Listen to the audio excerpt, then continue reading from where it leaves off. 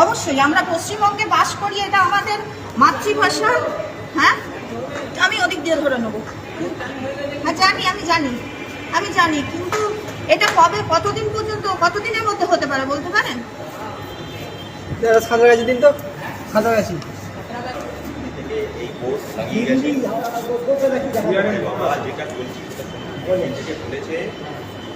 খারাপ আছে। এগুলোর জন্য খারাপ হয়, সেটিং করা নেই, লোকাল ল্যাঙ্গুয়েজ এটা তো আমরা বলতে পারবো।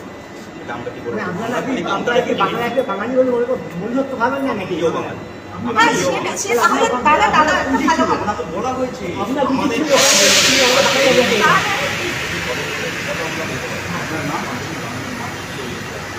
সুরজিৎ রায়,